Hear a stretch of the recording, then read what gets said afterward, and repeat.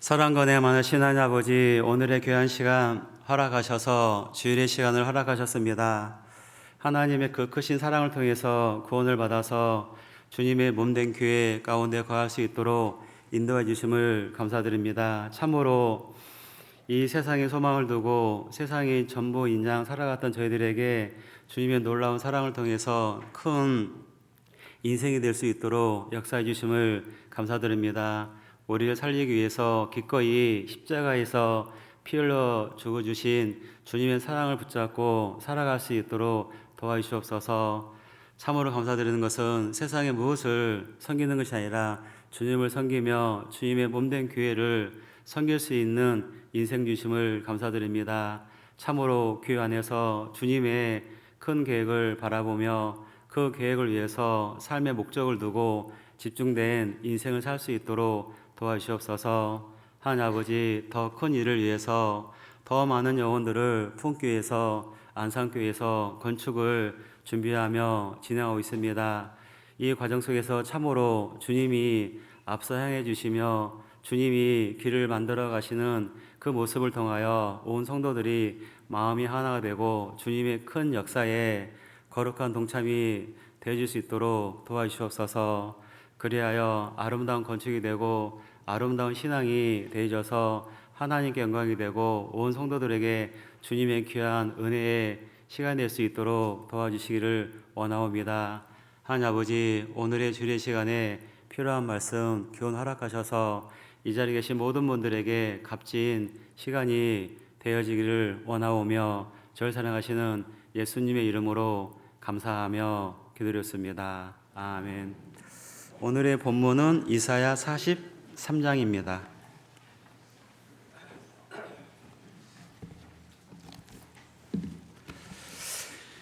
이사야 43장 18절에서 19절이 오늘의 본문 말씀입니다.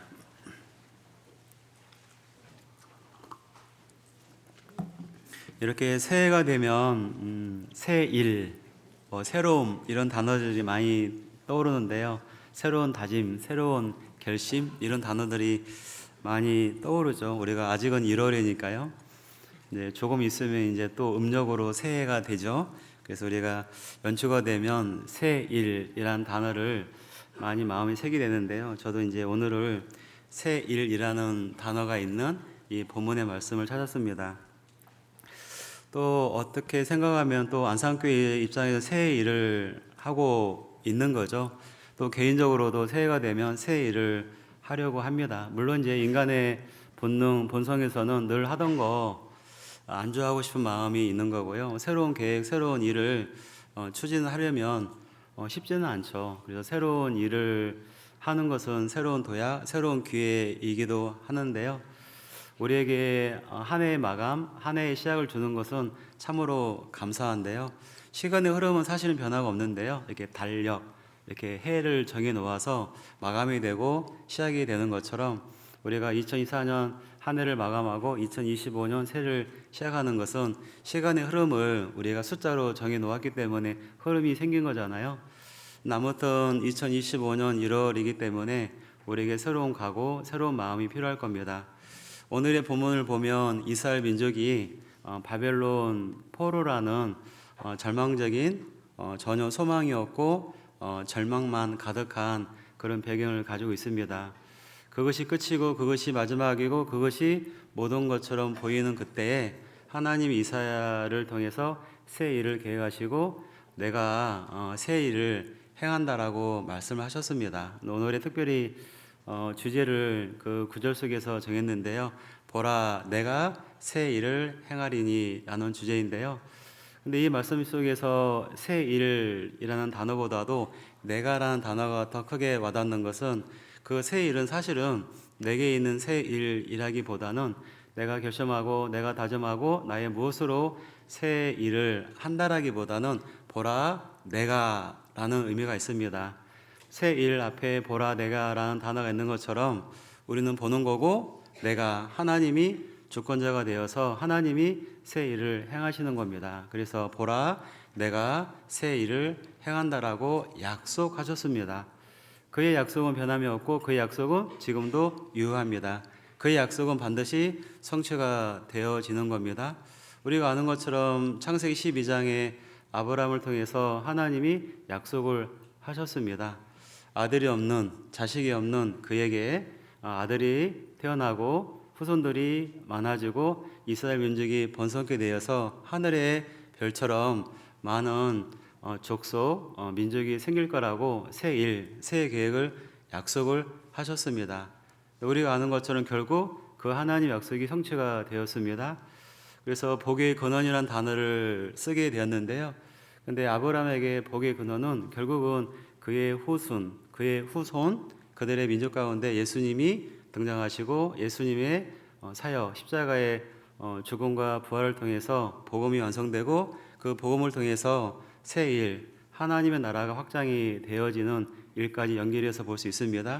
그리고 복의 근원이 되었고 진정한 복의 근원 예수님이 등장하고 또 진정한 복의 근원인 우리가 여러 사람들 가족과 이웃에게 복의 근원이 되어지는 걸 보면 아브라함에게 했던 약속이 예수님에게 그 예수님과 연결된 우리에게 복의 근원으로 허락하셨습니다.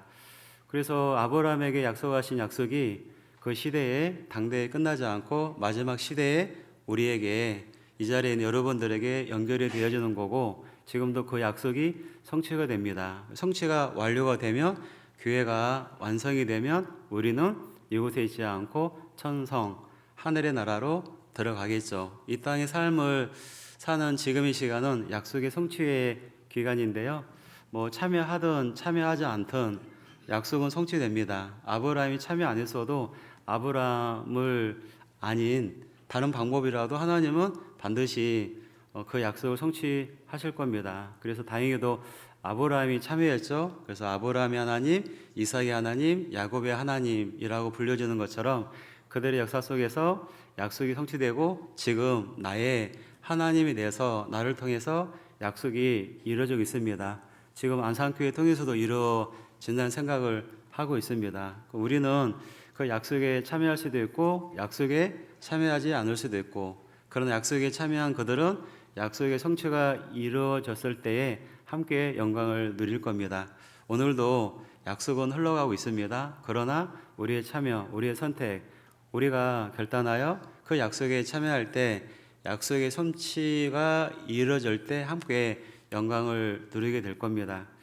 오늘 새 일이라는 단어 속에서요, 꼭 교회 건축으로만 생각하지 마십시오. 꼭 그런 의미는 아니니까요. 물론 이제 여기서 말하는 새 일은 궁극적으로는 예수님의 등장을 설명하는 거고 예수님을 통한 진정한 구속사 역사가 이루어지는 새 일을 말하는 거고요. 더 넘어가면 구원받은 우리가 주님 역사를 이루어가는 새 일입니다. 물론 이제 교회 건축, 교회 부흥도 새 일입니다. 그 새 일 속에는 많은 것들이 함축되어 있는데요. 또 개인적으로도 새로운 일을 포함해서 말할 수 있을 겁니다. 그러나 우리에게는 새 일이 분명 필요합니다. 인간의 본능 속에서는 새로운 거 좋아하지 않습니다. 늘 하던 것, 안정할 수 있는 그것이 우리의 본성의 모습인데요. 그 본성을 벗어버리고 새로운 일, 새로운 길, 새로운 도약, 새로운 일 이런 것들이 굉장히 부담스러운데 놀라운 것은요. 지금의 안정을 깨트리고서라도 새로운 도약을 통해서 새로운 일을 하면 더 큰 안정이 주어질 거고요. 또 안정이 되겠죠. 또 그 안정을 깨트리고 또 그 다음 큰 도약을 하기 위해서 새 일을 하면 또 더 큰 안정을 주실 겁니다. 우리의 영혼의 영적인 부흥이 그와 같습니다. 이미 안정되어 있지만 하나님은 더 큰 안정, 더 큰 부흥을 위해서 끊임없는 기회를 주는 겁니다. 물론 기회를 잡는 그들에게는 새로운 도약이 될 겁니다. 어쩌면 안산교회도 올 해가 새로운 도약의 시간이 되어질 것으로 기대가 되어지는데요. 저희도 마찬가지로 이제 인천 계산교회는 2006년도에 인천교회에서 분과해서 20년이 되었습니다. 그래서 20년이 되었으니까요, 다 어른이에요. 그때 당시 나왔던 분들이 다 60대가 되어져서요. 계산 택지가 생길 때 분가를 해서 그때 이제 뭐 30대, 40대 새로운 아파트에 들어오면서 대부분 구성원들이 그런데요. 지금은 50대, 60대가 되어 있습니다. 그 얘는 그분들의 자녀들이 이제 청년회에서 활동을 하고 있는데요. 20년 됐으니까 어른이 되었잖아요. 그래서 어른다운 신앙을 볼 수 있어서 참 기분이 좋습니다. 그래서 저희도 건축을 하면서 정말 20년 된 교회답게 어른답게 한다는 생각을 하게 되었고요. 그래서 어른스럽게 건축을 하고 있습니다. 서두가 굉장히 길어졌네요. 계속 한 김에 다 해야 되겠네요. 네. 제가 2023년 1월에 인천 계산교회 처음 이제 부임하게 되었는데요. 이제 제가 이제 인천 계산교회 오자마자 첫 번째 했던 거는 늘 지역교회 이제 바뀌게 되면 늘 하던 습관인데요. 일단은 많이 만납니다. 경청의 모드로 돌려서 제가 아는 게 없으니까 일단 그 교회에 이제 많은 분들을 만나려고 하는데요. 그래서 집사님들 또 오래되었던 분들을 제가 이제 오자마자 1월달, 2월달 2달 정도를 부지런히 만났습니다. 직무실에서 만나서 메모도 하고, 물론 이제 그 외에 식당이나 카페에서 만난 거 빼고요.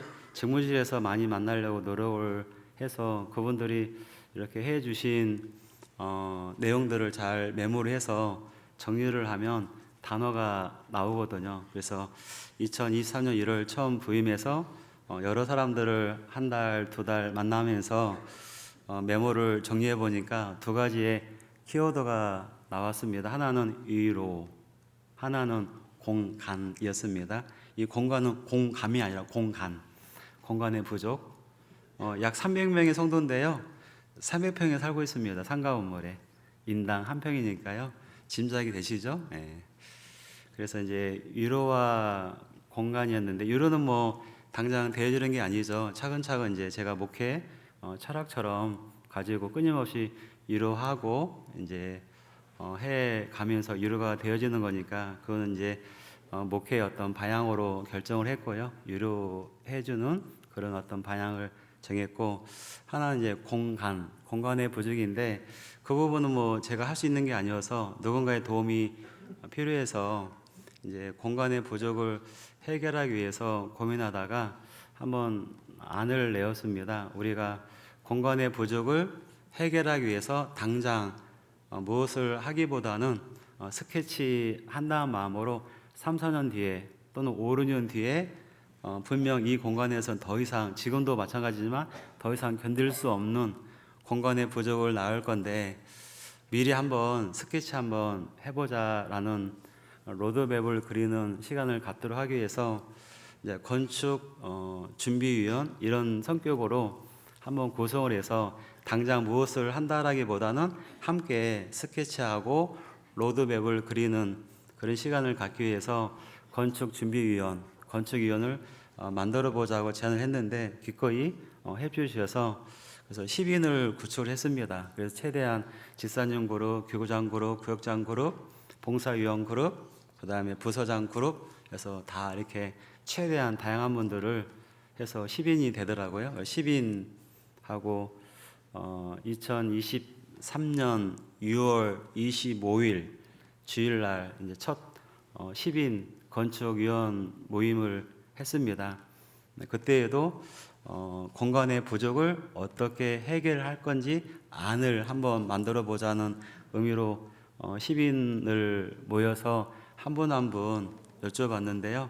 정말 다양한 방법이 나왔습니다. 근데 땅을 사서 건축하자는 말은 한 명만 말하더라고요. 9명은 대부분 다른 각도로 말씀을 하셨고요. 10명 중에 한 분 정도만 땅을 사서 지차라고 하신 거고요. 그분이 가장 젊은 분이었어요. 그리고 나머지 분들은 그동안 수년 동안 땅을 알아보고 건축을 준비했지만 땅값만 80억에서 100억이었으니까요. 현실적으로 불가능하다라는 생각을 가지고 있어서 이제 건축은 접고 이 공간 안에서 아니면 새로운 건물을 산다든지 이런 방향으로 아마 생각하고 그냥 잠깐 이탈락하고 건축이라는 단어를 지웠던 것 같아요. 그래서 건축이라는 말을 거의 사용하지 않으셨는데 한 분만 이용하는 거 땅 사서 건축합시다라는 생각을 피력을 하셨는데요. 그래서 그때 당시 10대 1이기 때문에 이제 그것을 마음을 모으기 위해서 저도 사실은 그 땅을 사서 짓는 쪽으로 마음이 조금은 기울어져 있었기 때문에요.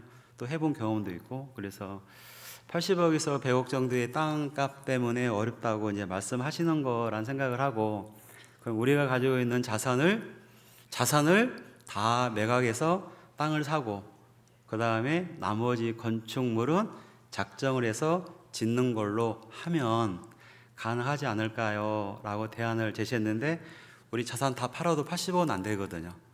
그래서 그 대신 우리 자산으로 살 수 있는 땅을 알아보는 걸로, 뭐 계산 택지 그 안이 아니라 뭐 15분, 20분 거리 떨어져 있어도 우리가 자산으로 살 수 있는 땅 규모가 되어지면 사는 걸로, 그래서 조건부로 우리 회의록을 작성했습니다.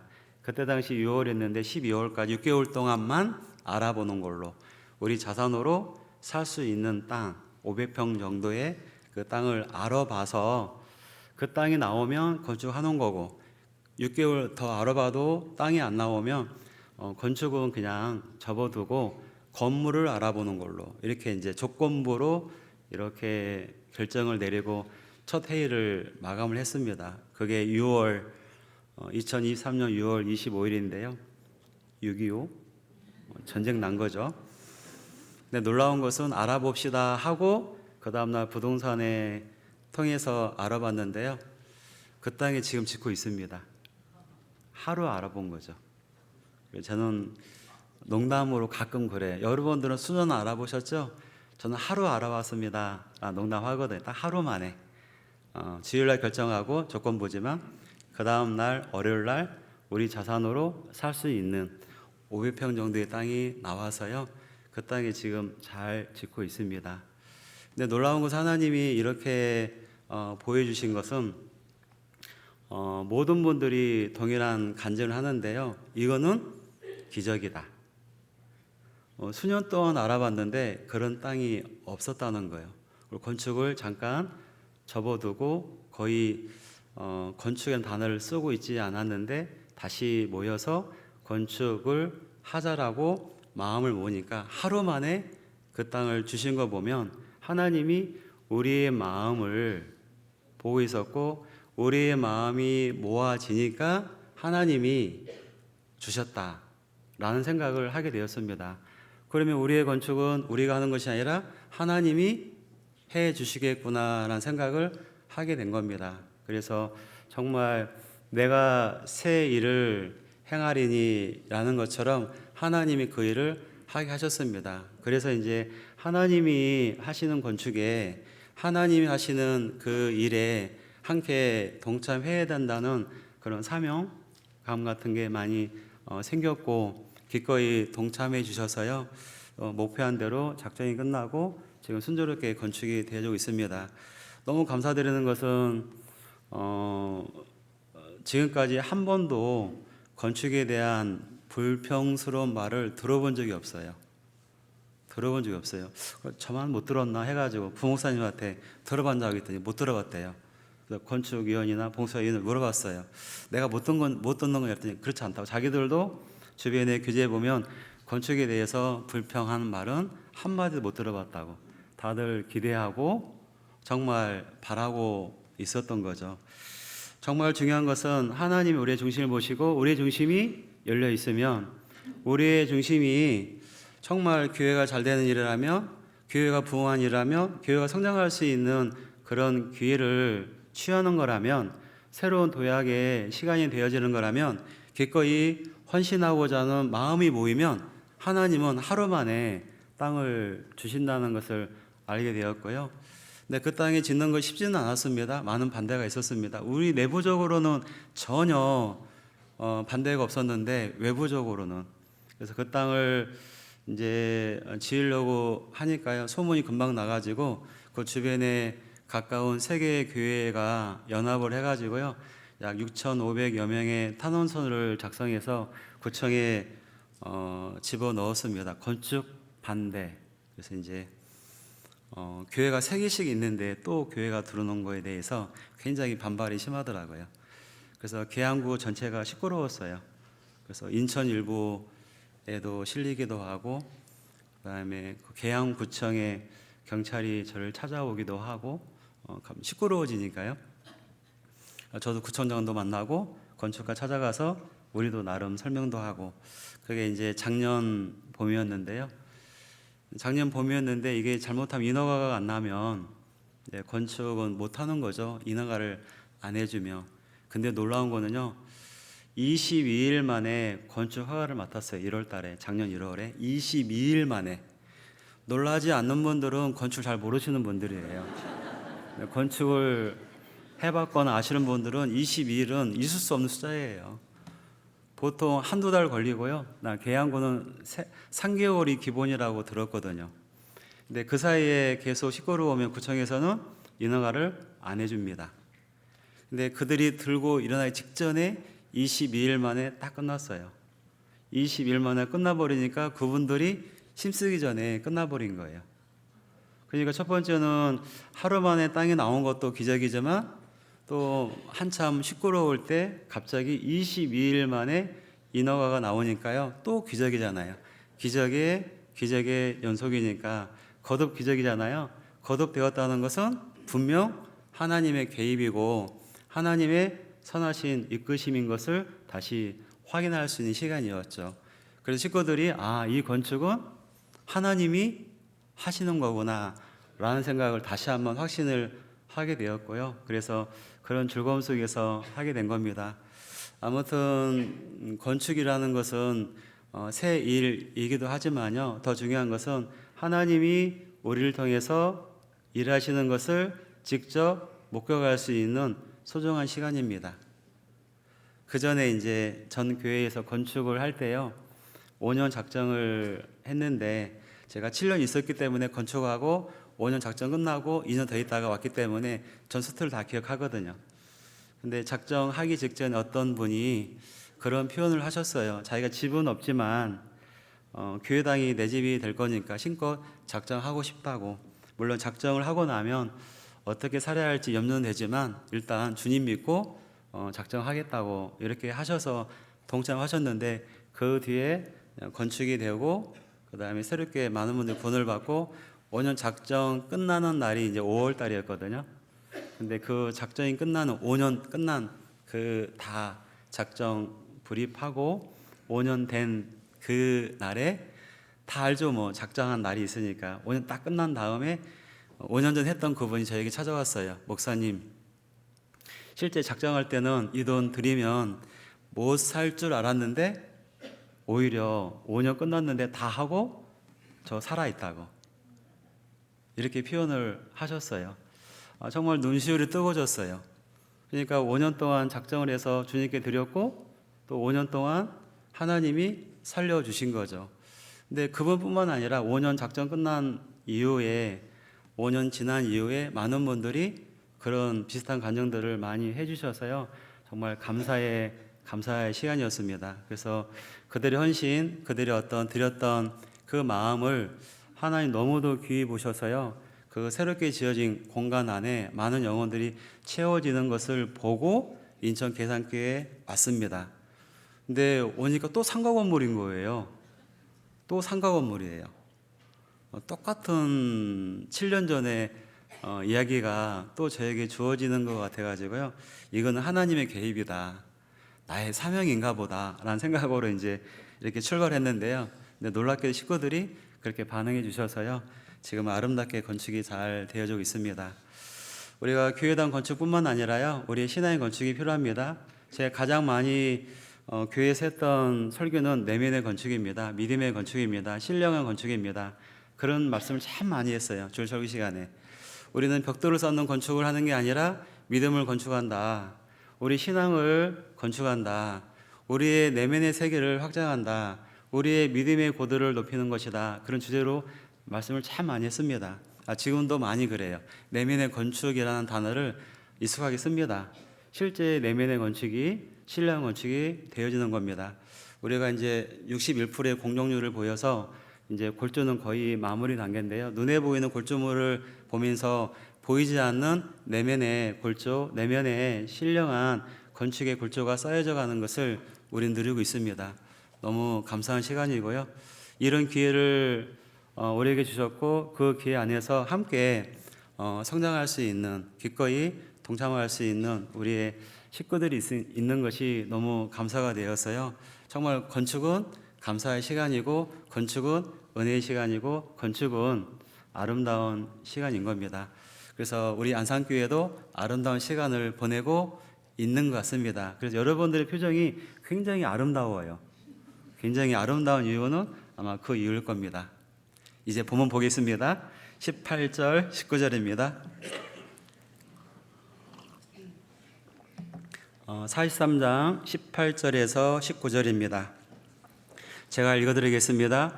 너희는 이전 일을 기억하지 말며 애정 일을 생각하지 말라. 보라, 내가 새 일을 행하리니. 한번 밑줄을 잘 그어놓으면 좋겠습니다. 보라, 내가 새 일을 행하리니 이제 나타날 것이라.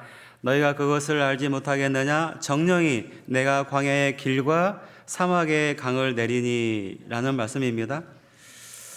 근데 여기에 보면 굉장히 어울리지 않는 것처럼 보이는 말씀이 있습니다. 여기에 보면 정령이 내가 광야의 길과 사막의 강을 내리니 라는 표현 속에서요, 이사야 43장 바벨론의 포로를 배경을 하고 있는데요, 포로가 되었습니다. 그때 당시 바벨론의 제국이 거대해서 이스라엘 민족이 포로가 되어서 고통을, 정말 하나님 백성이 정말 그 우상 숭배 죄악으로 말미암아 하나님의 심판을 받게 되어서 바벨론의 포로가 되어 있는 겁니다. 아무런 소망이 없는 그들에게요, 이렇게 표현하잖아요. 내가 광야의 길과 사막의 강을 낸다라고 그랬어요. 광야의 길이 없고 사막의 강이 없습니다. 어찌 광야의 길이 있겠습니까? 광야의 길이 있으면 광야가 아니죠. 사막의 강이 있으면 사막이 아니죠. 그들은 광야, 그들은 사막에 거하고 있는 듯한 상황에 처해져 있습니다. 근데 거기에 길을 내고 강을 낸다라고 말씀하고 있습니다. 그게 새 일인 거죠. 그래서 보라, 내가 새 일을 행한다라고 말씀합니다. 광야의 길이 없고 사막의 강이 없는 그들에게 그들의 인생, 그들의 미래, 그들의 삶에 길이 없습니다. 강이 당연히 없죠. 근데 하나님은 분명 약속하시죠. 광야에 길을 내시고 사막에 강을 낸다라고 말씀하십니다. 이거는 인간이 할 수 없는 말씀이죠. 근데 하나님이 약속을 하셨어요. 보라, 내가 새 일을 행하리니. 그 새 일은 여기서 9절에서 보면 광야에 길을 내고 사막에 길을 낸다고 말씀하셨습니다. 여러분들에게도 광야가 있죠. 우리의 삶 가운데 사막이 있습니다. 우리의 인생 자체가 광야요 사막일 겁니다. 그러나 주님 안에서 주님의 개입이 일어나면 반드시 길이 열리고 강이 뚫릴 겁니다. 우리에게는 길이 필요하고 강이 필요하죠. 예수님이 그와 같았어요. 광야와 같은 죄악의 세상에 진정한 길을 내셨습니다. 내가 길이요라고 말씀하시고 정말 사막 같은 죄악의 세상에서 강을 내셨습니다. 생수의 강이 되셨습니다. 그 예수 그리스도 그분은 우리에게 길이요, 우리에게 진정한 샘, 강이 되셨습니다. 그래서 결국은 보라, 내가 새 일을 행하리니, 보라, 내가 새 일을 행한 것처럼 우리는 사실은 새 일을 겪었습니다. 구원을 받는 순간 사막 같은, 광야 같은 내 인생길에 예수님이 내게 임하셨고 그분의 직접적인 간섭과 개입으로 우리는 길이 열렸고 강이 뚫렸습니다.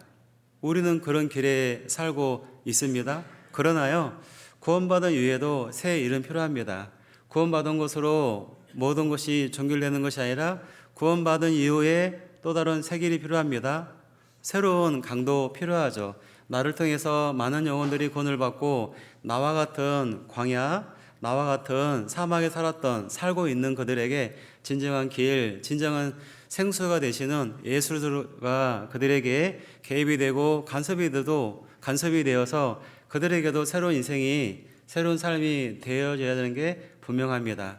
근데 우리에게 새 일을 행하신 그분이 이제 우리의 가족들, 우리 지인들, 우리 자녀들에게도 새 일을 허락하십니다. 그래서 새 일을 맛보았던 우리가 또 새 일을 추구하고 만들어가는 겁니다. 여기 보면 18절 말씀에 보시면은요, 같이 읽겠습니다. 너희는 이전 일을 기억하지 말며 애정 일을 생각하지 말라 라고 되어 있습니다. 여기 보면 너희는 이전 일을 기억하지 말며 애정 일을 생각하지 말라라고 하면서 이전 일이라고 되어 있는 거는요, 과거 그들의 초기 일들을 말하고 있는 것이고요. 이스라엘의 그 실패도 포함되어 있고 이스라엘의 구원 사건 출애굽도 포함이 되는 표현입니다. 근데 여기 보면 이전 일을 기억하지 말며라는 거는요, 강조하는 것은 과거에 얽매이지 말라는 표현입니다. 그래서 너희는 이전 일을 기억하지 말며 애정 일을 생각지 말라라고 했잖아요. 기억하다란 단어는 단순히 과거를 떠올리지 않는 것을 말하는 게 아닙니다. 과거의 사건에 얽매이지 말라는 겁니다. 과거를 떠올리고 과거에 매이게 되면 현재와 미래가 뭡니까? 붙들리는 겁니다. 쉽게 말하면 과거에 얽매이면 현재와 미래에 영향을 미치는 겁니다. 과거에 얽매이지 말라 그 말은 오늘도 중요하고 내일도 중요하고 새로운 일이 있는데 오늘과 내일에 새로운 일들이 계획됐는데 과거에 매이면, 과거에 붙들리면 오늘과 내일이 이룰 수 있습니다. 많은 분들이요, 그럴 수 있어요. 후회라는 아픔과 상처라는 과거에 그 무언가에 매여 있어서요, 거기에 속박이 되어서 오늘을 손해를 보고 내일을 꿈을 꾸지 못하는 경우가 있습니다. 이스라엘 사람도 마찬가지예요. 지금은 바벨론의 포로가 되어 있기 때문에 실패했죠. 또 어쩌면 그들에는 출애굽의 사건, 예수님이 그렇게 하나님이 기적을 통해서 홍해를 가르치고 우리가 출애굽했던 백성인데 아마 이런 것들 성공 사례이죠. 과거에 실패든 과거에 어떤 성공이든 뭔가 과거에 매여 있으면 새로운 출발을 하지 못할 겁니다.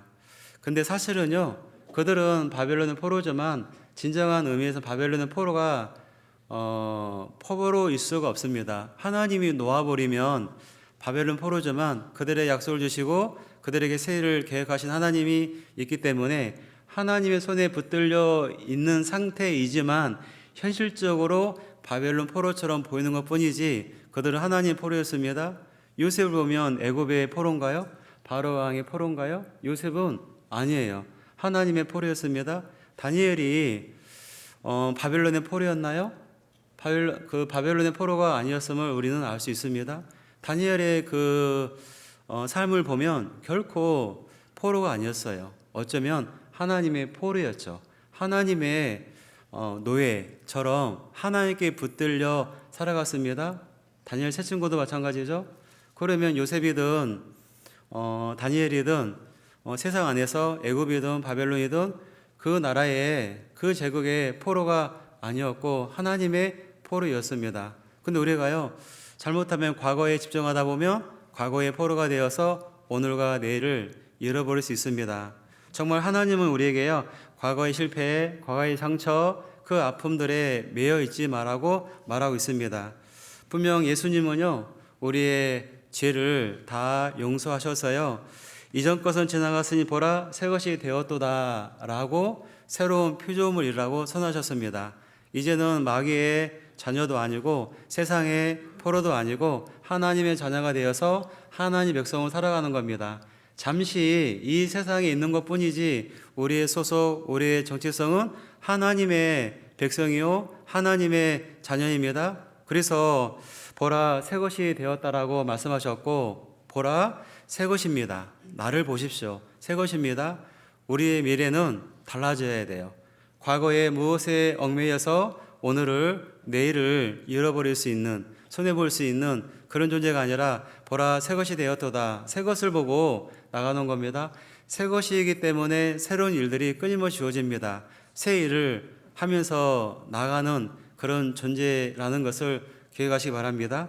여기 19절에 보면 보라 내가 새 일을 행하리니 이제 나타낼 것이라, 분명 내가 나타낼 것이라 라고 말씀하셨습니다. 그분의 약속은 변함이 없죠. 너희가 그것을 알지 못하겠느냐, 정령이 내가 광야에 길과 사막의 강을 내리니 라고 했는데요, 여기 앞에 보면 보라 내가 새 일을 행하리니, 새 일은 물론 문자적으로는 새롭다라는 의미입니다. 근데 본문에서의 새 일은 뭐냐면 하나님께서 하실 새로운 구원의 역사, 구속사를 말하고 있는 겁니다. 물론 하나님은요 출애굽 사건, 홍해를 가르신 사건을 언급하시면서도요, 이제는 더 위대한 일을 행하겠다고 약속을 하신 겁니다. 물론 새 일은 말씀드린 것처럼 궁극적으로는 예수 그리스도의 등장, 그분의 죽으심과 부활로 말미암은 십자가의 사역을 통해서 복음의 완성을 말하는 부분이 분명히 있습니다. 네, 우리는 더 나아가서 구원받은 이후에 새 일을 잠깐 보려고 합니다. 그러면 구원받은 이후에 또 새로운 일을 하게 될 텐데 하나님이 우리를 통해서 새 일을 행하십니다. 그러면 우리가요, 그 새 일을 기대하는 가운데에서요, 우리가 몇 가지 한번 생각을 정리할 필요가 있습니다. 하나님이 나를 통해서 새 일을 행하게 하기 위해서는 이러한 것들을 한번 정리를 해볼 건데, 첫 번째는 뭐냐면요, 과거를 내려놓으십시오. 과거를 내려놓는 결단이 필요합니다. 많은 사람들이 우울하고 많은 사람들이 자존감이 떨어진 이유 중에 하나가 그럴 겁니다. 과거의 실패를, 과거의 상처를 가지고 있는 겁니다. 그래서 과거에 함몰되어 있기 때문에 새 일을 주셨는데 아직도 새 일을 행하지 못할 수 있습니다. 첫 번째는요, 우리가 그 새 일을 기대하고 그 일을 하기 위해서는 첫 번째는 과거를 내려놓는 겁니다. 분명 하나님이 나를 통하여 새 일을 하기를 원하시는데요, 가장 먼저 필요한 것은 과거를 내려놓는 겁니다. 그래서요, 우리의 실패, 우리의 상처, 우리의 후회를 가지고 매여 있으면 하나님이 나를 통해서 새 일을 행하시기가 어렵습니다. 먼저 사도 바울의 고백을 우리가 한번 살펴보려고 하는데요, 그의 고백을 보면 철저하게 과거에 얽매이지 않고 새 일, 표대를 향하여 나가는 그의 모습을 볼 수 있습니다. 우리가 사도 바울은 과거를 보면 안타깝게도 뭡니까? 정말 구원받은 사람들, 그리스도인들을 핍박했던 핍박자의 모습이었습니다. 또 그는 바리새인 중에 바리새인이었습니다. 어떻게 보면 자랑할 만한 부분도 많이 있습니다. 또 어떻게 보면은 실패자의 모습이죠. 과거를 보면 정말 그리스도인들을 박해하고 핍박했던 인물이니까 실패의 모습이 있습니다. 근데 놀라운 것은 사도 바울이 모든 것을, 즉 과거를 과감하게 내려놓는 결단을 내리고 표대를 향하여 나가는 모습을 볼 수 있습니다. 사도 바울이 정말 많은 복음을 전하고 하나님의 귀한 역사를 이룰 수 있었던 것은 집중입니다. 그 집중을 위해서 과거를 내려놓고 앞을 향하여 나갔던 겁니다. 어쩌면 우리가요, 힘있게 치고 나가지 못하는 것은 과거에 매여 있는 거거든요. 과거의 나의 모습을 보면 그런 모습이죠. 그럴지라도요, 우리가 앞으로의 우리의 새해를 위해서 과감하게 과거를 내려놓는 결단이 필요할 겁니다. 사도 바울의 고백을 잠깐 살펴보겠습니다. 빌립보서 3장입니다. 3장 13절입니다. 빌립보서 3장 13절입니다. 3장 13절 14절입니다.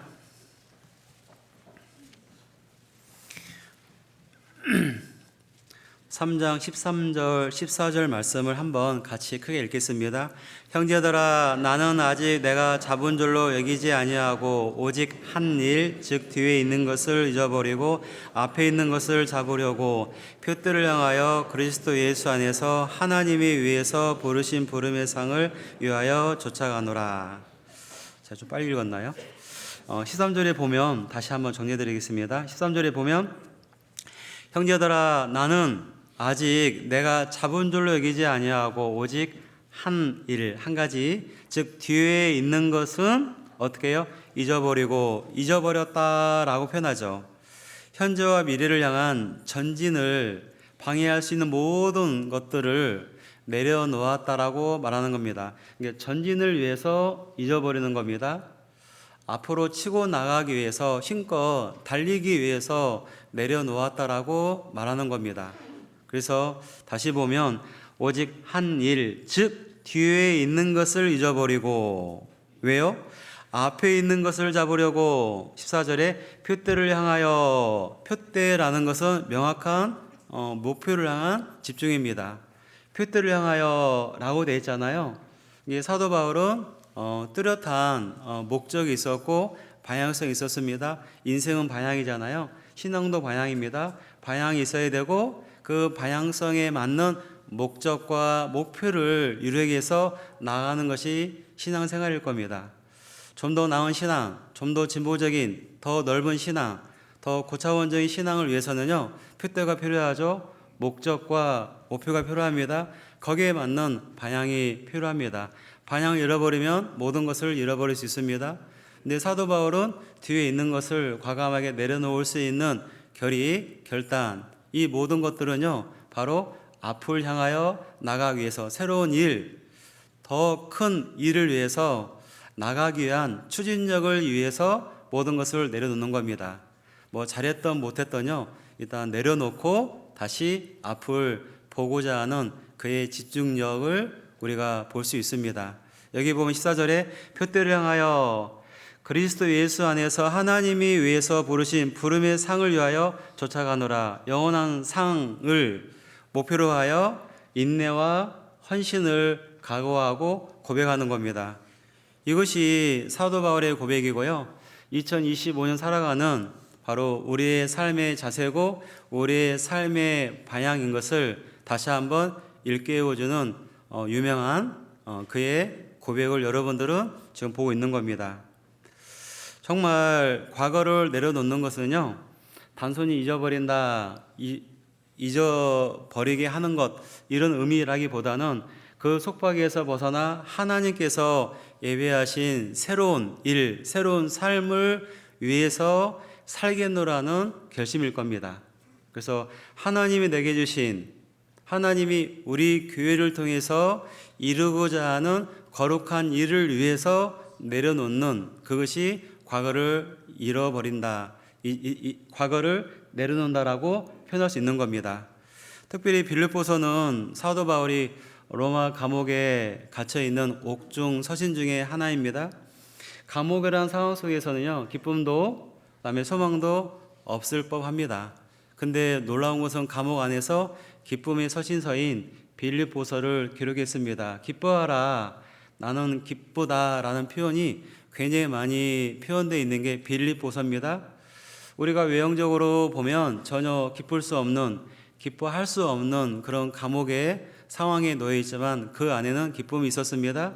왜냐하면 하나님에 대한 새로운 시각, 하나님이 주시고자 하는 새 일에 대한 기대가 있었습니다. 새로운 소망이 있었습니다. 사도 바울의 그 마음에 그 포부가요, 하나님 안에서 새 일에 대한 기대가 있었기 때문에 인간의 감옥, 인간의 그런 환경이 그의 꿈을 꺾을 수 없었습니다. 요셉이 그와 같죠? 요셉은 꿈을 꾸었습니다. 하나님 안에서 꿈을 꿨는데요, 물론 그때 당시 꿈은 하나님의 계시, 하나님의 말씀이라 할 수 있습니다. 그건 하나님 말씀을 붙잡고 있는 거고, 더 나아가면 그 꿈은 하나님이 요셉을 통해서 이루고자 하는 하나님의 거대한 약속이었습니다. 그 약속이 있었는데 약속대로 안 되는 것처럼 형들에게 미움받고 팔려가고 애굽으로 종살이 되고 또 감옥에 갇히고 전혀 하나님의 꿈과 다른, 하나님의 약속의 성취와 다른 것처럼 느껴지는 일생을 보내지만 결국 13년이라는 하나님이 작정하신 그때가 됐을 때 애굽의 총리가 되어서 꿈이 현실이 되었습니다. 결국 하나님의 약속이 성취되는 것을 보았고 하나님이 항상 함께 해 주신 것을 알게 되었습니다. 그래서 창세기에 보면 37장, 38장에 보면 형통이라는 단어가 많이 나와 있는데 그 형통이라는 단어는 요셉에게 아무런 고난이 없고 요셉에게는 아무 일이 없는 행복한 환경에 있어서 형통이라 말하지 않고 뭡니까? 정말 환경적으로는 최악의 조건이었지만 하나님이 함께 하시는 그 순간을 형통이라고 표현했습니다. 다니엘서도 보면 형통이라는 단어가 많이 나와 있는데 다니엘도 마찬가지죠. 전혀 형통해 보이지 않지만 악한 그 위협적인 그런 순간순간에 하나님이 함께 해 주신 것을 형통이라고 표현하고 있습니다. 결국 뭐냐면 우리 행복이 그거 같습니다. 모든 일이 잘 풀리고 정말 내가 원하는 모든 것들이 이루어져야 형통한 것이 아니라, 행복이 아니라 정말 내가 생각지 않은 고통의 시간, 어려움이 조질지라도 하나님이 함께하는 시간이 되어지고, 하나님이 함께해 주신 것을 내가 누릴 수 있는, 하나님이 인도해 주시고 하나님이 직접 개입해 주시는 것을 내가 알 수 있는 그 순간이 진정한 행복이요 진정한 형통일 겁니다.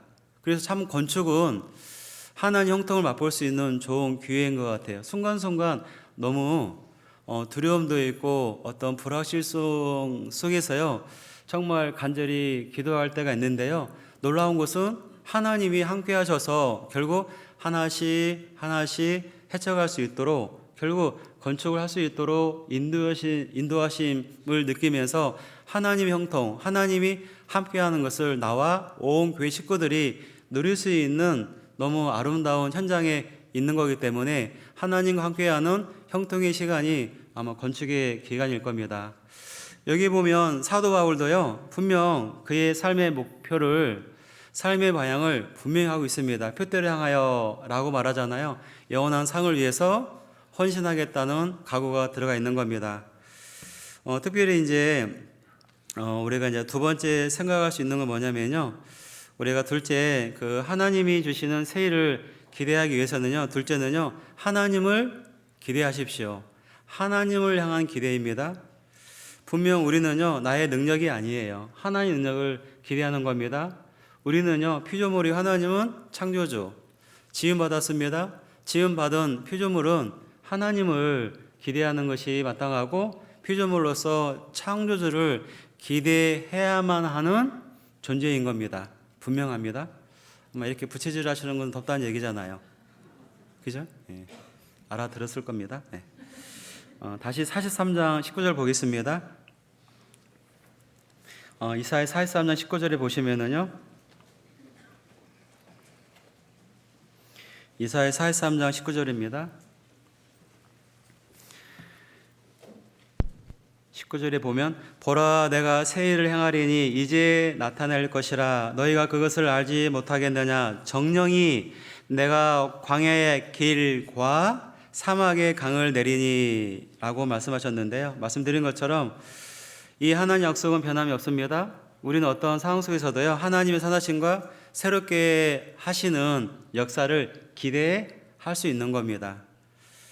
정말 광야라는 단어, 또 사막이라는 이런 키워드는요 인간적으로 볼 때는 불가능한 어떤 지점, 불가능해 보이는 환경을 상징적으로 표현하고 있습니다. 근데 그곳에 불가능한 그곳에 길을 내시고 강을 낸다고 말씀하셨습니다. 왜냐하면 그분의 약속은 그분의 신실함이 포함되어 있고 그분의 약속 속에서는 그분의 능력이 포함되어 있는 겁니다. 그분의 신실함, 그분의 능력은 그분의 약속을 반드시 성취하는 겁니다.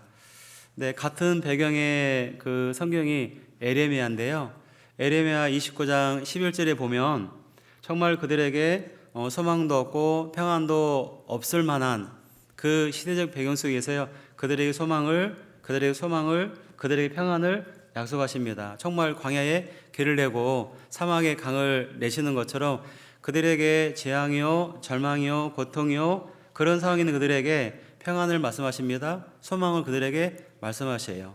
예레미야 29장입니다. 29장 10절입니다. 예레미야 29장 10절입니다. 예레미야 29장 10절 11절입니다.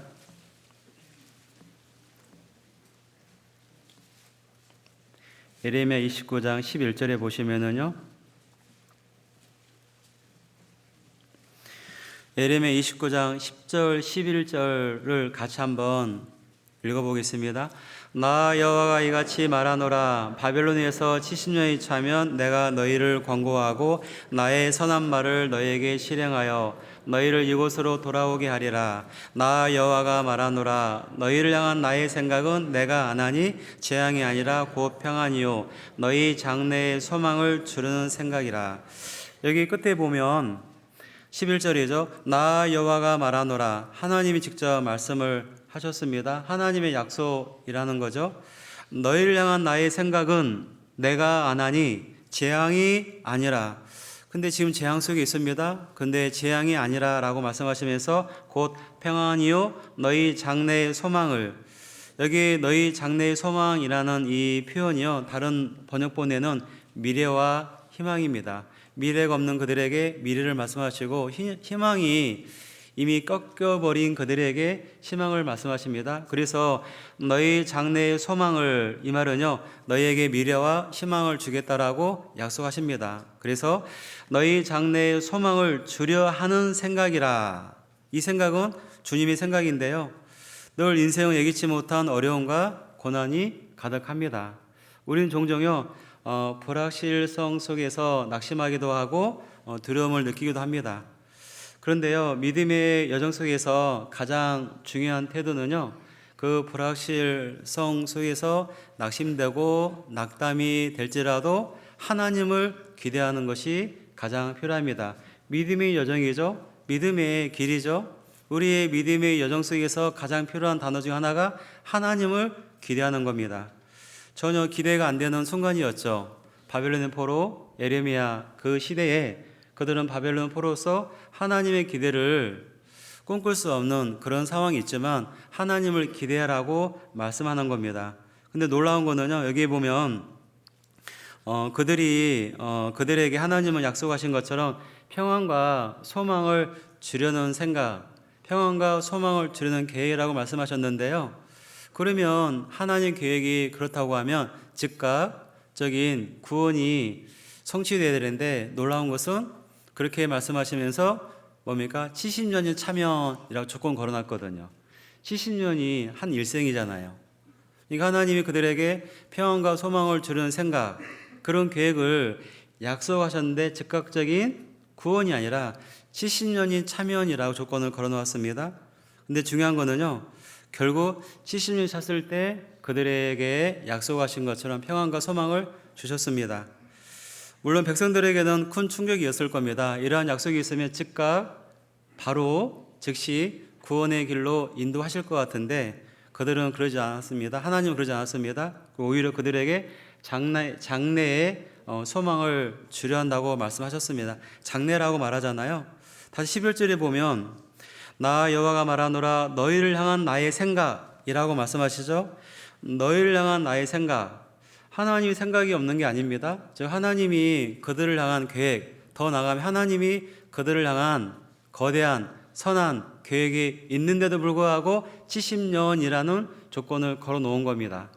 다시 보면 나 여호와가 말하노라 너희를 향한 나의 생각이라는 표현은요, 하나님이 그의 백성에 대한 구체적인 계획이 있다는 겁니다. 목적을 가지고 계시다는 것을 설명하는 거예요. 이것은 단순히 유리의 말이 아니라 하나님의 주권과 선하심에 근거한 약속인 겁니다. 이것을 기대해야 돼요. 분명 당장 어떻게 되어지기를 원하지만 하나님은 70년이라는 조건을 걸고 장래에 소망을 주겠다, 재앙이 아니라 평안 주겠다고 약속하셨는데 그 약속에 대한 그 신실하신 하나님에 대한 기대가 필요합니다. 그래서 우리가요 신앙의 여정 속에서 필요한 키워드가 신뢰입니다. 기대입니다. 하나님에 대한 기대가 반드시 필요할 겁니다. 우리가 어떤 대상에 대한, 세상에 대한, 사람에 대한, 어떤 환경에 대한, 무엇에 대한 기대를 하니까 우리가 실망하는 건데요, 우리가 세상에 있는 어떠한 기대가 아니라 하나님에 대한 기대를 하십시오. 하나님에 대한 신뢰와 그분을 향한 기대 속에 사는 사람들은 반드시 그 안에 진정한 믿음의 평안과 소망이 있는 겁니다. 그럼 우리가요 하나님을 기대할 수 있으며 하나님을 기대해야만 되는데요, 그럼 우리가 하나님을 기대하는 이유가 필요한데요, 하나님을 우리가 기대한 이유 첫 번째는요, 하나님의 계획은 선하시다라는 겁니다. 하나님의 계획은 선하셔요. 그래서 분명 하나님 우리를 향해서요 평안이요 재앙이 아니라고 말씀을 하셨습니다. 여기서 평안이라는 것은 우리가 잘 아는 것처럼 샬롬이라고 표현하죠. 근데 평안은요 단순히 전쟁이 없거나 고난이 없는 상태를 말하는 것이 아니라, 샬롬은요 원어로 보니까요 하나님 주시는 완전한 평화, 삶의 충만함, 그리고요 모든 영역에서의 축복을 포함해서 평안, 샬롬이라 합니다. 쉽게 표현하면요, 그 하나님은 그의 백성에게 그의 선한 목적을, 선한 계획을 가지고 있고요, 그의 백성들이 그의 선한 계획 안에서, 그의 선한 목적 안에서 온전한 삶을 누리는 것이 평안, 샬롬입니다. 하나님의 계획은 선하셔요. 하나님의 목적은 선하십니다. 그 안에서 온전히 누리는 그 삶이 샬롬입니다. 그래서 우리는요, 샬롬, 평안을 누리는 삶을 살려면 하나님의 계획을, 그분의 목적을 직시하고 그 뜻을 발견하고 그 안에서 온전한 삶을 영위할 때 진정한 마음의 평강, 평안을 누릴 수 있는 겁니다. 내가 왜 샬롬, 내가 왜 평안을 누리지 못하느냐? 하나님의 선한 계획과 하나님의 선하신 목적 안에서의 온전한 삶인데, 하나님을 지우고 뭡니까? 세상 안에서의 계획, 뭡니까? 어떤 대상을 향한 기대 속에서의 어떤 목적을 생각하니까 온전한 삶을 누릴 수 없는 겁니다. 왜요? 온전치 않은 것들을 기대하니까 온전한 삶을 누릴 수 없는 겁니다. 우리가 온전한 그분, 영원하신 그분, 변함이 없는 그분, 완전하신 그분을 향한 기대, 그분이 나를 향한 선한 계획과 목적 안에서 온전한 삶을 누릴 때 그것이 진정한 평안이라고 할 수 있습니다. 여러분들 샬롬 하십니까? 샬롬 하신 분들은 산놈이 되는 거죠. 죄송합니다. 샬롬, 산놈이라고 표현한 어떤 분은요, 샬롬 하셔야 돼요. 근데 샬롬 이외에 안 되죠? 혹시 여러분들이 기대하는 대상이 온전하지 않는 것을 내가 기대하고 바라고 있다면 결코 온전한 삶을 살 수 없을 겁니다. 그래서 우리가 평안하지 않는 겁니다. 근데 하나님은요, 선한 계획이 있을지라도 때로는 고난과 시련을 주신다는 것을 우리가 알 수 있는데요. 그러나 여전히 하나님은 선하시며 여전히 그 계획은 성취됩니다. 욥을 통해서 우리가 알 수 있잖아요. 욥기 1장에 보면 천상에서의 회의를 통해서 마귀와 하나님과 대화 속에서 마귀에게 시험할 수 있도록 허락하시고 마귀가 욥을 치죠.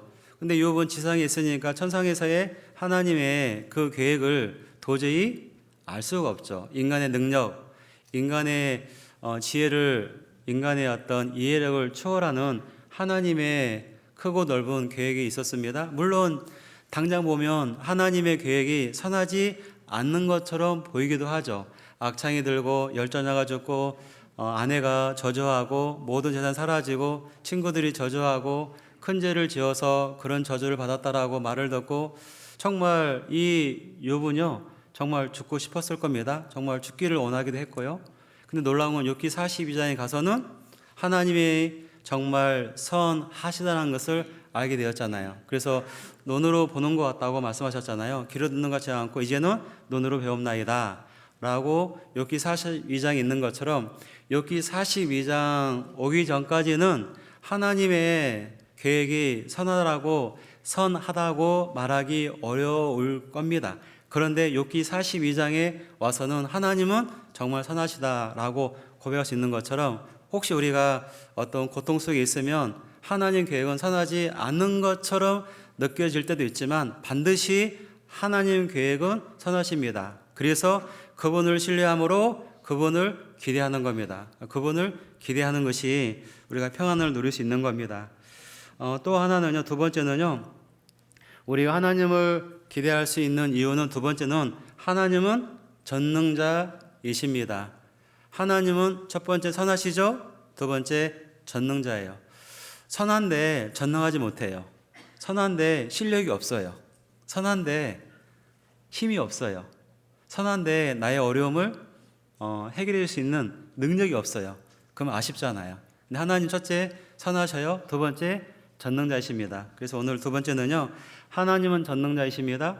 근데 전능이라는 단어가요, 성경에 많이 기록이 되어 있지만 전능이라는 단어를 키워드를 쳐가지고 검색해 보면은요, 전능의 단어가 창세기 17장 1절에 기록이 되어 있습니다. 처음으로 기록이 되어 있는데 그 전능의 단어를 쭉 찾다가 창세기 17장 1절에서의 그 전능의 단어가 나와 있는데요. 그 배경은 아브라함과 하나님과의 대화 속에서 아브라함을 향해서 하나님이 나는 전능자라고 말씀하셨습니다. 그 처음에는 묵상하다가 아브라함이 그때 당시의 나이가 99세였습니다. 짐작이 되죠. 99세 아브라함에게 하나님이 나타나서 나는 전능한 하나님이라고 말씀하셨습니다.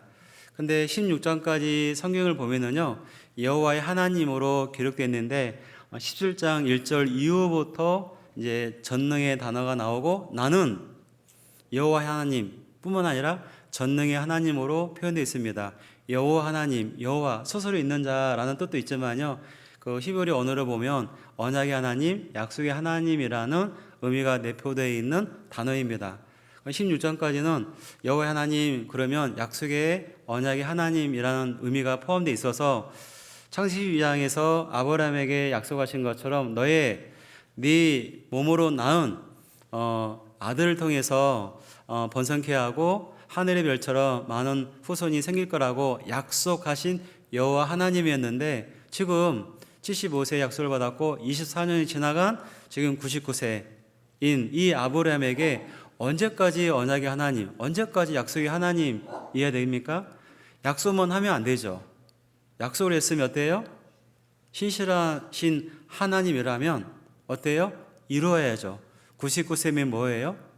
진짜 990세라도요 아들 낳게 해야 하잖아요. 99세의 그 나이에 아브라함이 나타나서 나는 전능의 하나님이라. 뭐요? 약속의 하나님으로 끝나지 않고 전능의 하나님, 전능 모든 걸 할 수 있는 하나님. 99세 아이가 없지만 내가 이제 전능의 하나님 나의 능력으로 아들을 낳게 해 주겠다고 그 약속을 확신시켜 주는 겁니다. 근데 성경에 보면 그 아브라함의 그 일생에 보면 아브라함은 특별히 나이가 쭉 열거가 돼 있어요. 어쩌면 나이를 통해서요 우리가 충분히 시간의 흐름을 시간대를 계산해 보고 아브라함의 심정을 이해할 수 있도록 묵상할 수 있는 근거를 주기 위해서 아브라함의 나이를 기록해 놓았을 겁니다. 그래서 아브라함 이야기는요 이렇게 나이가 기록되어 있어요. 찾아볼까요? 창세기 12장입니다. 창세기 12장 4절입니다.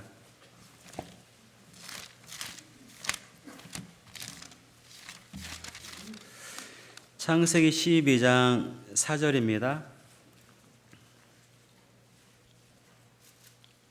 당연히 창세기 12장은 하나님이 아브라함을 부르신 사건의 기록입니다. 그래서 아브라함 부르실 때에 나이를 보려고 찾았습니다.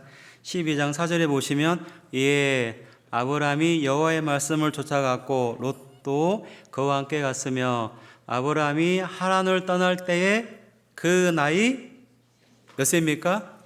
75세였더라 라고 말하고 있죠. 먼저 앞에 보면 이에 아브라함이 여호와의 말씀을 쫓아갔고, 즉 그는요 하나님께서 자기에게 하신 그 약속대로 인생 길과 인생의 방향을 정했습니다. 자기에게 말씀하신 그 말씀대로 따르기로 결정한 그 나이가 75세였다라고 말하고 있어요.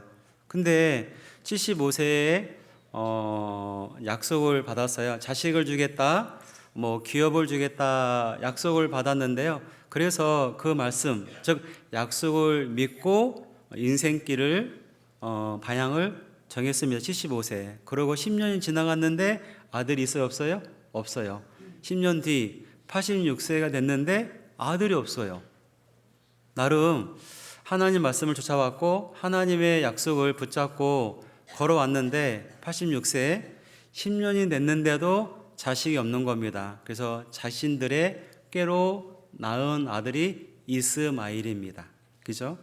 그것이 16장입니다. 16장 15절입니다. 그 중요한 사건 속에서는 하나님이 나이를 기록해 놓았는데요. 16장 15절에 보면 16장 15절 16절입니다. 15절, 16절은 같이 읽겠습니다. 하갈이 아브라함의 아들을 낳음에 아브라함이 하갈에 낳은 그 아들을 이름하여 이스마엘이라 하였더라. 하갈이 아브라함에게 이스마엘을 낳을 때에 아브라함이 86세였더라. 86세였다라고 기록해 놓았잖아요. 이유가 분명히 있을 겁니다. 86세. 근데 지금 16장 마지막 구절에서 86세라 기록하고 바로 넘어가죠. 17장 1절로요. 중요한 터닝 포인트인데요. 근데 16장 16절 마지막 구절에서 17장 1절 첫 구절 사이를 보면은요. 시간이 13년이 흘러갔습니다. 86세였는데 17장 1절에 보면 확인해 보겠습니다. 17장 1절에 보면 그래서 이 기록에서 16장 마지막 구절과 한 절 뛰어넘어 17장 1절 사이에 공백이지만 공백이 아니에요. 큰 교훈으로 채워주고 있습니다. 86세로 마감이 됐는데 17장 1절에서는 99세로 등장합니다. 그래서 99 빼기 86이니까 13년이 지나간 겁니다. 금방 여러분들이 순간 할 때 13년 지나갔습니다. 그런 다음에 기록이 17장 1절입니다. 제가 읽겠습니다. 아브라함이 99세 때에 맞죠? 바로 앞절에서는 86세였죠. 바로 13년이 지나갔으니까 잠깐 묵상이 되어지는 것은 공백인데 다른 말로 침묵이에요. 하나님이 침묵이에요. 왜 침묵했을까요? 좀 여쭤보는 겁니다. 하나님 왜 침묵했어요?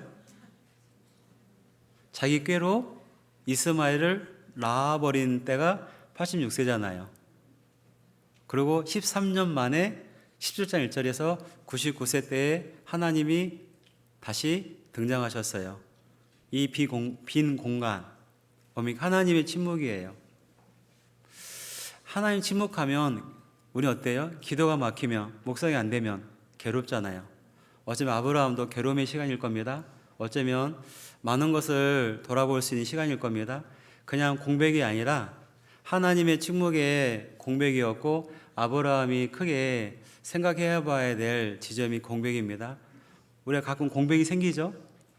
13년 동안 교제에 떨어졌다가 돌아온 분 있나요? 아무튼 공백이 생기면 안 되는데요. 여기 1절에 보면 아브라함이 99세 때에 여호와께서 아브라함에게 나타나서 그에게 이르시되 같이 읽겠습니다. 나는 전능한 하나님이라 너는 내 앞에서 행하여 완전하라 라고 되어 있잖아요.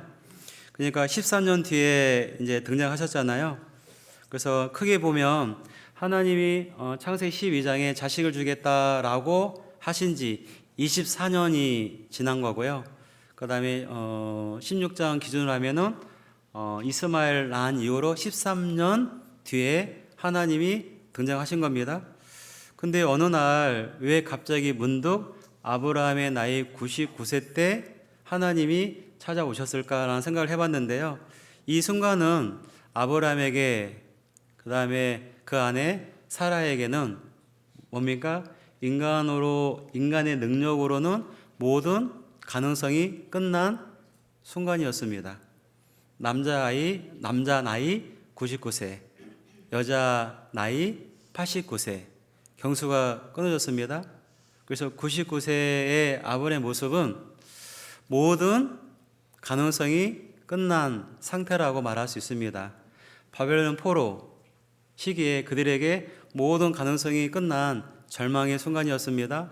더 이상 희망과 소망이 사라져버린 그런 순간이었을 겁니다. 99세 아브라함, 이스마엘을 낳았는데 이스마엘은 아니라고 했거든 하나님이요. 그러니까 더 이상 99세 그 나이에 인간의 방법으로 도움할 수 없고 99세에 아이를 낳을 수 없는 그 인간의 한계를 이미 초과한 겁니다. 인간의 한계를 넘어섰어요. 내가 아무것도 할 수 없는 인간의 모든 가능성이 끝난 상태에 이제는 여호와 하나님, 약속의 하나님, 언약의 하나님이 아니라 어때요? 99세 그때는 전능의 하나님이 필요하죠. 그 약속을 실행할 수 있는 그 언약이 직접 실행이 될 수 있는 능력의 하나님, 전능의 하나님, 모든 것을 가능케 하시는 하나님이 필요하죠. 그래서 하나님은 10장 1절에서 99세 모든 것의 절망의 순간에 인생의 바닥을 치고 모든 것을 이제는 내려놓을 수 있는, 더 이상 소망이 없다, 희망이 없다, 나는 절망이다, 나는 끝났다, 나를 향한 하나님의 계획은 사라진 것이다 라고 하는 순간 99세 그때에 나는 전능한 하나님이다 라고 전능자 하나님으로 등장하신 겁니다. 우리도 마찬가지예요. 우리의 가능성이 끝난 것처럼 보이지만 그때 시작입니다. 전능의 하나님을 경험할 수 있는, 전능의 하나님이 내 삶에 직접 간섭하시며 개입할 수 있는 절의 시간이 99세 그때입니다. 모든 것이 끝나버린 것처럼 절망의 순간에 놓여 있는 그 시간에 하나님이 나에게 언약의 하나님으로 아니라 이제는 전능의 하나님으로 내게 등장할 수 있는, 내게 임할 수 있는 기회의 시간인 것이 분명합니다. 만약에요, 나흘 만에서 이삭을 낳았으면 아브라함은요, 내가 낳았다라고 할 거예요. 내가 낳을 수 없는 그때 낳았으니까 이삭은요, 약속의 아들이 되는 겁니다. 그렇죠? 내가 낳을 수 있는 그때 낳았으면 내가 낳았다라고 말하지만 내가 낳을 수 없는 그때에 99세 때에 아들을 낳았기 때문에 하나님 언약이 성취되었고 전능의 하나님이 실행케 하셨고 하나님이 하셨다라고 그는 믿음의 고백을 할 수 있는 겁니다. 어쩌면 우리에게요, 그 믿음의 고백, 그 아름다운 간증을 할 수 있도록 99세를 만드는 겁니다. 꼭 나이 99세를 말하는 거 아닙니다. 각자에게 99세가 있을 겁니다. 밑바닥을 치는 순간, 절망의 순간이 있을 겁니다. 그게 자기의 99세죠. 그때는 전능 하나님이 내가 임할 수 있는 절호의 기회인 것을 기억하십시오. 조금만 기다리면 그분이 내게 오십니다. 그래서요, 이삭은요, 인간의 모든 가능성에서 얻은 아들이라 할 수 있습니다. 그래서 약속의 아들이라 할 수 있는 거죠. 우리도 마찬가지예요. 그 불가능을 넘어서 일이 되어지면 하나님이 하셨다. 우리가 할 수 있는 실력 가지고 했으면 내가 했다라고 우리가 어떤 자랑할 수 있고요. 영웅적인 모욕당할 수 있는데요. 내가 할 수 없는 그 순간에 그 일이 되어지면 기적이다. 하나님께서 하셨다라고 믿음의 간증을 할 수 있는 겁니다. 그런 믿음의 고백을 들으면 참 아름답잖아요. 그 기적의 역사는 지금도 이루어지는 겁니다. 출애굽의 사건이 기적이 아니라 지금이 기적의 무대에 기적의 주역으로서 기적을 일으키며 살아가는 것이 여러분의 모습입니다. 기적을 맛보는 것 같아요. 기적의 역사를 지금도 써내려가는 겁니다. 여기에 보면 다시 17장 1절에 다시 한번 보겠습니다. 아브라함이 99세 때에 여호와께서 아브라함에게 나타나서 그에게 이르시되 나는 전능한 하나님이라. 너무 통쾌하지 않습니까? 여호와 하나님, 우리 끝나지 않고 나는 전능한 하나님이라 라고 말하잖아요. 결국 아브라함은요, 전능자를 만난 최초의 사람이 되었습니다. 아브라함은요, 믿음의 조상인 동시에 이 땅에서 전능자를 만난 최초의 사람이 되기도 했습니다. 어쩌면 이랬을 거예요. 제 상상인데 어느 날 아브라함이 나무 그늘에 앉아서 99세의 그 아브라함이 이런 독백을 했을 것 같아요. 24년 전에 하나님이 내게 약속하셨는데 지금 24년이 흘러갔는데도 내게 아들이 없는 걸 보면 그 약속이 사라진 거구나. 그리고 정말 내 아내 사례도 나이를 먹어서 아이를 낳을 수 없는, 생산할 수 없는 그 몸이 되었는데 이제는 약속이 나에게 성취되지 않는 거구나. 뭔가 모르지만요, 다 끝났다. 하나님의 약속을 믿고 살았는데 그 약속만 믿고 말씀을 따라 인생을 살았는데 약속이 성취되지 않는 거구나. 이것으로 내 인생은 마감이 되어서 여기까지가 나의 운명이구나. 그 약속이 내게는 실행이 되지 않았구나.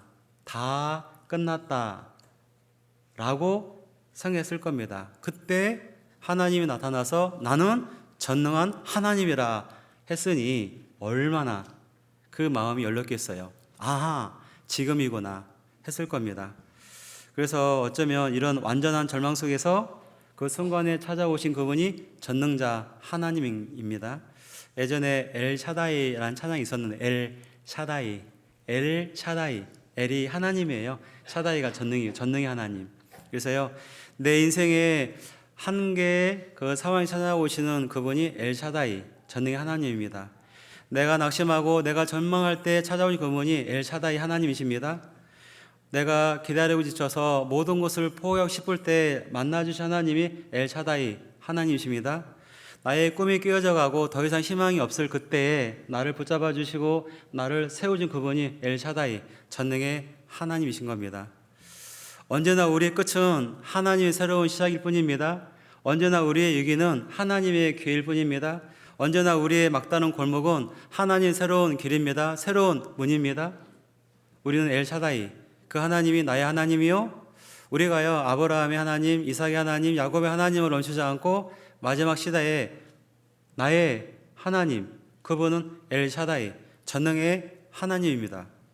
그래서 그 옛날 믿음의 선진들이 그 불가능을 넘어서요 기적적인 역사를 만들어갈 때 그 역사의 현장에 있었던 분은 전능의 하나님이에요.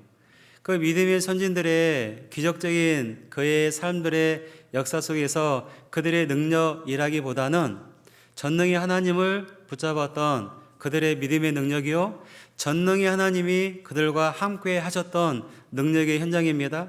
그들의 믿음이라기보다는 그들의 작은 믿음 속에서 전능의 하나님으로 역사해 주신 하나님의 신실함이라고 말할 수 있고, 그들을 통해서 약속하시고 그들을 통해서 약속의 성취를 이뤄가시는 하나님의 거대한 계획 속에서의 하나님의 전능의 하나님의 역사라고 말할 수 있습니다. 그들의 참여, 그들의 동참, 그들의 결단은요 결국 뭐냐면 하나님의 거대한 역사 속에서 전능의 하나님이 이뤄가는 그 엄청난 역사 속에서 동참한 것뿐인데 그 역사가 이루어진 겁니다. 지금도 마찬가지예요. 마지막 시대에 하나님 약속은요 멈추지 않고 변함이 없고 어제나 오늘 영원토록 동일하신 그 예수님이 약속을 성취하고 있습니다. 거기에 동참하느냐 그렇지 않느냐 우리의 선택이죠. 그러나 동참하면 엄청난 역사를 함께 누리는 영광을 우리에게 주시는 겁니다. 그래서 천국의 기업은 엄청날 겁니다. 그래서 이 땅에서 우리가 정말 하나님의 그 아름다운 역사에 함께 참여할 수 있는 기회가 주어진 것이 너무 행복이에요. 그게 행복입니다. 그게 축복입니다. 놀라운 일이죠. 오히려 이런 기회가 없어서 참여할 수 없다면 그게 아쉬움이잖아요. 슬퍼요. 오히려 이런 기적을 맛볼 수 있는 순간에 이 자리에 있는 것이 행복일 겁니다. 분명 하나님은요 전능자일 뿐만 아니라 창조주이십니다. 하늘과 땅의 모든 주권자가 하나님이십니다. 그래서요 모든 것이 가능하다라는 것을 멈추지 않고 하나님은요 모든 선한 일들을 이루시는 하나님이십니다. 그래서요 전능자를 만나면 존재가 달라집니다. 기억하십시오. 그 누구도 전능자를 만나면 존재가 달라집니다.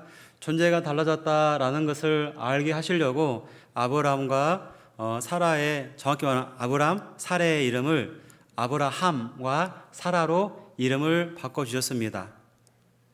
존재가 달라졌다는 것을 하나님이 선포하시는 겁니다. 그래서 우리는요 인천 계산교회가 아니에요. 인천 북북교회예요. 존재가 달라졌다 선언하는 거예요. 여기 보면 5절에 보면은요 5절에 보면 참 여기에 아름다운 표현을 할 수 있는데요 17장 5절입니다 17장 5절에 보면 같이 읽겠습니다. 이제후로는 내 이름을 아브라함이라 하지 아니하고 아브라함이라 하리니 이는 내가 너로 열국의 아비가 되게 함이니라. 여기 보면 이름이 나오는데 아브람과 아브라함이 나오는데요 너는 더 이상 아브람이라 하지 않는다고 말씀하시면서 어떻게 해요? 아브라함이라고 한다고 하셨는데요 여기 보면 함이 들어가면 히브리어로 보면 함이 들어가면 그 복수예요. 그러니까 단수 아브람의 뜻은 뭐냐면 나는 큰 자다라는 뜻이거든요. 지금까지는요 아브람 단수로 살았어요. 나는 큰 자다. 자신을 위해서 살았습니다. 자기의 명성, 자기의 이름 살았습니다. 이제는 달라졌어요. 이제는 아브라함 복수잖아요. 이제는 아브라함 복수 열국의 아비라 하고 있습니다. 신분이 달라졌으며 인생의 목표가 달라졌습니다. 그의 비전과 사명이 분명 달라졌습니다. 존재가 달라졌으며 본질이 달라졌습니다. 가는 방향이 달라졌고 걷는 보폭이 달라졌습니다. 그죠? 이제는 아브라함, 단수가 아니라 아브라함, 나는 큰 자다 아니에요. 열국의 아비입니다. 열국의 아비니까 이제 진짜 본질이 달라진 겁니다. 근데 창세기 12장에서 복의 근원이 된다라고 약속을 주신 것처럼 진짜 아브라함으로서 열국의 아비로서 창세기 12장에 있는 24년 전에 그 약속을 하나님이 기억하고 있고 이제는 복의 근원으로서 열국의 아비로서 아브라함으로 이름을 바꿔주면서 이제 진정한 열국의 아비로서 출발할 수 있도록 해 주시기 위해서 나는 전능한 하나님이라 하면서 전능자로 그에게 나타나신 겁니다. 이제는 그는 나를 위한 가치관의 삶이 아니라 하나님을 위한 가치관의 삶을 살 수 있게 되었습니다. 근데 15절 16절에 보면은요, 그 아브라함의 아내 사레도 사라로 이름 바꾸셨습니다. 15절에 보면 15절 16절입니다. 하나님이 또 아브라함에게 이르시되 내 아내 사레는 이름을 사라라 하지 말고 그 이름을 사라라 하라. 내가 그에게 복을 주어 그로 내게 아들을 낳아 주게 하며 내가 그에게 복을 주어 그로 같이 읽겠습니다. 열국의 어미가 되게 하리니 민족의 열왕이 그에게서 나리라 돼 있잖아요. 그러니까 사레는 단수예요. 사레 공주예요. 한 집안에서 살림이나 하며 사는 여인이라 할 수 있잖아요. 사레. 근데 지금 복수 사라 열국의 어미잖아요. 무슨 말이냐면 이제는 집안에서 바가지나 긁으며 사는 그런 살림이나 하는 그런 여인이 아니라 그런 사소한 일을 걱정하고 불평하는 그런 여인이 아니라 열국의 어미가 되는 겁니다. 완전 달라지죠. 아브라함이라 하셨고 사라라 하셨습니다. 근데요 자식 하나 없는 상황이에요. 지금 99세니까요. 자식이 없는 그런 아브라함과 사라에게요 열국의 아비 그다음에 열국의 어미라고 부르는 게 왠지 어색해요. 자식도 없는 주제에 열국의 아비라고? 자식도 없으면서 열국의 어미라고? 이렇게 말한다면 하나님을 무시하는 거예요. 전능의 하나님을 가볍게 여기는 겁니다. 놀라운 거는요 보십시오. 전능의 하나님을 만난 이후에 그들은 100세에 이삭을 낳았습니다. 그들은 이삭이 웃음이잖아요. 웃을 수 있었어요. 99세 이전에 자식이 없을 때는요 웃을 수 없었어요. 그 약속이 성취가 되지 않은 상태에서 웃을 수가 없어요. 근데 100세에 이삭을 낳았습니다. 웃음을 낳았죠. 웃음을 얻었습니다. 결국 뭐냐면 약속이 실행이 되어서 전능의 하나님 위해서 그 신실한 약속이 그대로 내 안에 우리 가운데 내 가정에 실행이 되었을 때 이삭을 낳는 겁니다. 웃음이 생기는 겁니다. 우리가 전능자를 만나면 바뀌는 거예요. 사울이 바울로 바뀌었고 시몬이 베드로로 바뀌었고 죄인의 또 우리가 의인으로 바뀌었습니다. 마귀 자식의 우리가 하나님의 백성 자식으로 자녀로 바뀌었습니다. 그래서요 아브라함은 자신의 한계만 보고 다 끝장났다고 말하면 안 돼요.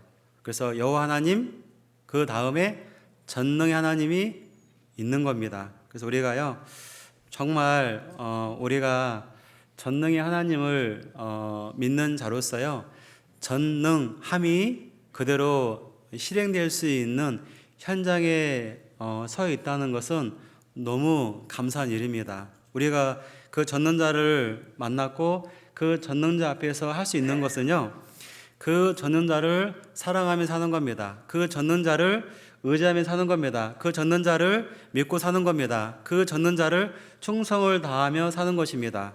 그러면 그 전능자가 책임을 져주는 겁니다. 전능의 하나님을 전능의 하나님처럼 섬길 때 전능 모든 일이 일어나는 겁니다. 우리가 더욱더요, 정말 내 작은 믿음일지라도 우리가 전능자, 바로 그 하나님, 전능의 하나님께 우리가 마음을 드리면, 기도로 참여하고 물질을 드리면 하나님이 전능하시기 때문에 전능자다운 역사를 이루시는 겁니다. 우리는 내 개인의 작은 역사가 아니라 교회의 역사요, 주님의 역사요, 주님의 거룩한 사역을 이루는 겁니다. 하나님의 나라가 세워지고 하나님의 나라가 완성되는 그 일을 일으키기 위한 기회를 준 겁니다. 그 기회 속에서 전능의 하나님을 바라보십시오. 그 전능의 하나님께 모든 걸 드릴 때, 마음을 드릴 때, 정말 중심을 그에게 드릴 때 하나님은 우리의 마음을 귀히 보시고 전능자답게 전능을 일으켜서야 모든 것을 행하십니다. 그래서 그 일이 완성되고 그 일이 끝난 다음에 우리에게, 우리 교회 가운데 전능의 하나님이 개입해 주셨음을 알게 될 때 더욱더 우리의 신앙은 확장되고 정말 고차원적인 믿음으로 향상되는 겁니다. 그것이 신앙의 부흥이요, 교회의 부흥이요, 교회의 성장일 겁니다. 그러한 부흥을, 성장을, 성숙을, 그런 믿음의 건축을, 신뢰의 건축을, 내면의 건축을 이루기 위해서 우리에게 기회를 주신 겁니다. 우리가 이번에 전능의 하나님을 믿고 모든 것을 내어드릴 수 있는 충성된 그 마음으로 결단하고 우리가 결심한다면 많은 것들이 이루어지고 내 삶이, 우리 삶의 본질이 전혀 달라질 겁니다. 다른 인생길을 걸을 겁니다.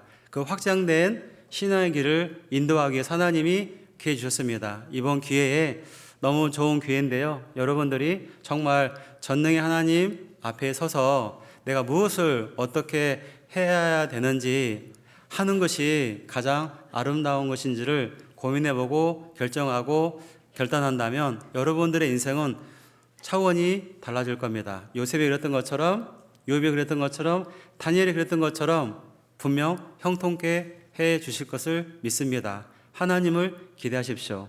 하나님은 신실하십니다. 그 하나님이 전능의 하나님이요 나의 아버지 됩니다. 아브라함 하나님, 이삭의 하나님, 야곱의 하나님을 뛰어넘어서 나의 하나님으로 우리가 만날 수 있는 저로 기회가 우리에게 임했습니다.